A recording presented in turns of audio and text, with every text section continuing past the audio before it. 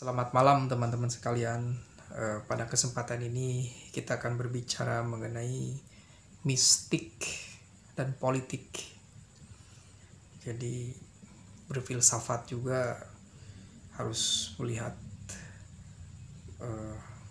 pembahasan yang mungkin sangat di luar pemikiran filsafat gitu ya, atau dianggap sebagai suatu pemikiran yang sangat berbeda dengan filsafat.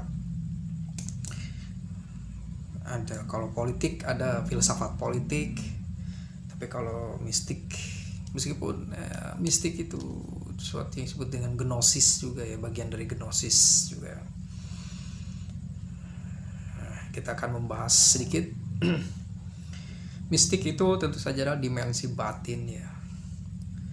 Manusia itu memiliki dimensi batin dan dimensi fisik ini itu kan. Dimensi yang terdalam manusia yang dipercayai bahwa dimensi batin ini yang memiliki kemampuan untuk berhubungan dengan alam, yang energi alam ini bisa menghadirkan suatu kekuatan yang supranatural gitu kan, bisa mempengaruhi hukum alam, bisa memindahkan hujan, bisa mempengaruhi massa, mempengaruhi manusia untuk tunduk, itulah dengan pendekatan jiwa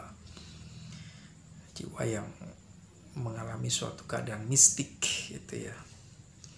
Jadi mistik itu adalah dimensi batin, rahasia, tertutup, kemudian dimensi yang suci itu, dan juga adalah berkenaan dengan sesuatu yang supranatural gitu kan, mistik gitu. Animerismal secara etimologi menggali mistik itu sesuatu apa ya, diam gitu kan ya, kata-kata diam gitu, rahasia gitu kan, dimensi yang dimana seseorang itu mengalami pengalaman mistik maka dia akan diam gitu kan. Jadi sedangkan politik adalah suatu dimensi yang profan, bicara tentang ruang publik, konsensus, terbuka, bahkan ada yang disebut dengan rekayasa atau praktik manipulatif, kotor dan pragmatis gitu ya. Jadi tidak semua politik itu untuk sesuatu yang manipulatif atau kotor gitu kan. Jadi apa itu mistik dan politik itu ya? Seseorang ingin mendapatkan kekuasaan, dia membutuhkan suatu wibawa misalnya kan. Banyak orang yang berusaha mencari pusaka-pusaka gitu kan, baik itu keris atau cincin untuk menghadirkan karisma gitu kan. Ketika seseorang melihat dia penuh bercahaya gitu kan, ada sesuatu yang dimainkan gitu kan. Dan tentu saja ini adalah suatu klaim yang mungkin bisa diterima oleh sebagian dan tidak bisa diterima oleh sebagian yang lain gitu kan. Karena apalagi di masyarakat yang bersifat positivistik gitu kan, yang menganggap yang benar itu sesuatu yang terlihat, bisa diselidiki, bisa diteliti dan oleh siapapun kapanpun gitu kan. Nah, dan wujud dari mistik itu apa? Kalau hanya sekedar ada itu ya memang ada gitu, karena dibicarakan maka dia ada gitu. Karena ada ya dia bisa dibicarakan gitu kan. Menurut Wittgenstein itu kan seperti itu. Nah, mistik ini adalah kemampuan supranatural gitu kan ya, yang didapat dari laku atau tapa atau tirakat gitu ya. Kemudian mistik juga suatu penggunaan jasa pelaku yang memiliki kemampuan supranatural, misalnya para dukun gitu kan, yang memiliki kemampuan untuk melakukan komunikasi dengan energi supranatural gitu kan ya, atau gaib gitu kan.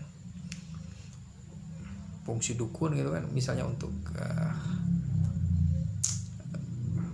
mempengaruhi seseorang untuk mengikuti kehendaknya atau menjadi juru bicara terhadap para leluhur gitu kan, bisa dalam kepercayaan kejawen itu kan, dukun itu sebagai media untuk mendapatkan suatu pesan dari alam sana gitu, alam atas sana gitu. Jadi dalam pandangan beberapa pemikir, misalnya Tan Malaka gitu, mistik itu sesuatu yang tahayul gitu kan, sesuatu yang tahayul. Misalnya ada relasi antara kerajaan Jawa dengan Ratu Pantai Selatan, itu ada suatu upaya mistik, itu sesuatu yang tahayul gitu bagi dia. Padahal di darat sudah dikuasai oleh POC, tapi di laut masih bisa berjaya gitu karena kita berkoalisi dengan Ratu Pantai Selatan gitu kan. Itu sesuatu yang dianggap tahayul gitu kan. Begitu juga dengan Sultan Takdir Ali Shahbana yang menjelaskan bahwa ya pemikiran tahayul seperti itu menghambat perkembangan sains, peradaban, teknologi gitu kan. Jadi harus ditinggalkan lah ya. Jadi harus rasional gitu kan.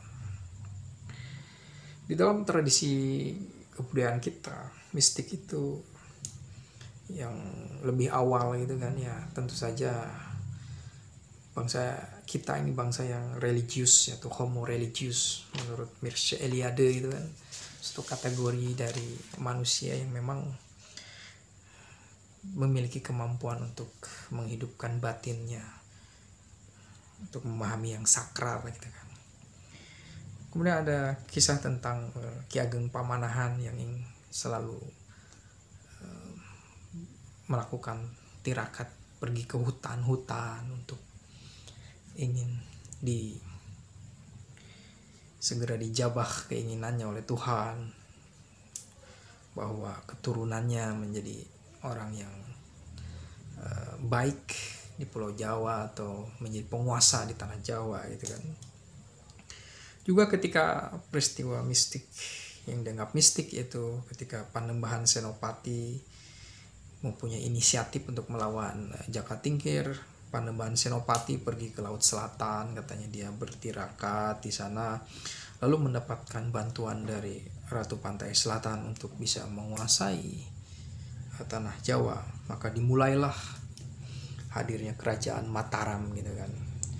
Dan dalam suatu kesempatan yang sering kita tahu, Raja Jawa selalu dikaitkan dengan hadirnya Ratu Pantai Selatan gitu kan.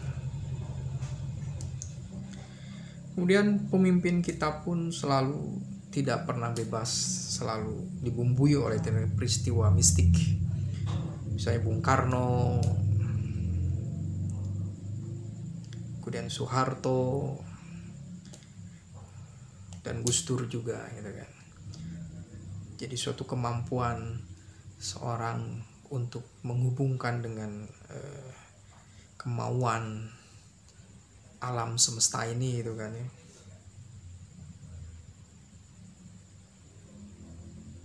Jadi mistik ini sangat menarik sekali. Misalnya Bung Karno dikaitkan dengan Ratu Pantai Selatan dan memiliki berbagai jenis pusaka yang bisa menguatkan atau membuatnya berkarisma gitu kan. Juga praktek tirakat Soeharto di Gunung Serandil di Cilacap, dan dia mendapatkan wahyu wangsit gitu kan ya, untuk memimpin Indonesia dalam waktu 32 tahun, itu dibumbui oleh mistik juga. Juga Gus Dur melakukan politik mistik itu dengan menghimpun para